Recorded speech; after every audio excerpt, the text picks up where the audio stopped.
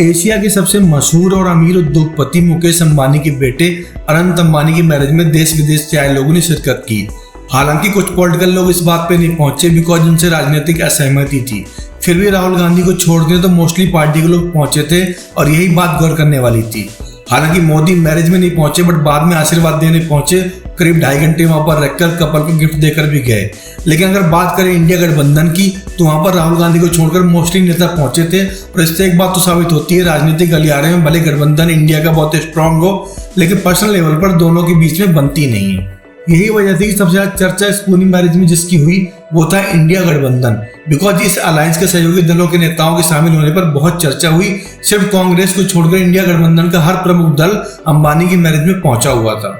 शादी के समारोह में महाराष्ट्र से उद्धव ठाकरे पहुंचे जो शिवसेना के चीफ हैं। इसके अलावा उनकी पत्नी बेटे भी पहुंचे हुए थे, जबकि वो इंडिया गठबंधन को सपोर्ट करते हैं और कांग्रेस के साथ चलते हैं। वहीं पर इसी गठबंधन का एक और सहयोगी दल आता है टीएमसी, जिसकी तरफ से पश्चिम बंगाल की सीएम और पार्टी की प्रमुख ममता बनर्जी पहुंची। हालांकि बाद में उन्होंने सफाई दे दी बट तब तक बात बिगड़ चुकी थी। इसके अलावा इंडिया का एक और घटक दल है जिसका नाम है राष्ट्रीय जनता दल। इसके प्रमुख भी अंबानी की शादी में शामिल हुए।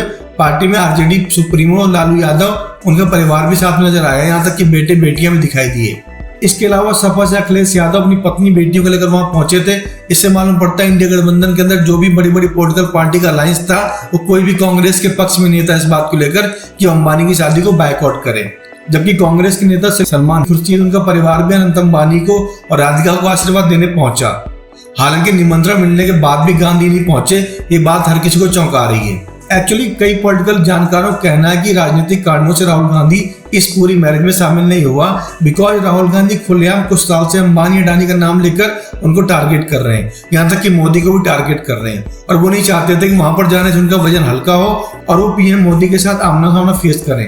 ऐसे में लोग यही समझेंगे पॉलिटिकल बयानबाजी अपनी जगह पर है और सब अंबानी अडानी के ही चेले हैं, इसलिए राहुल गांधी ने पूरे फंक्शन से दूरी बनाकर रखी।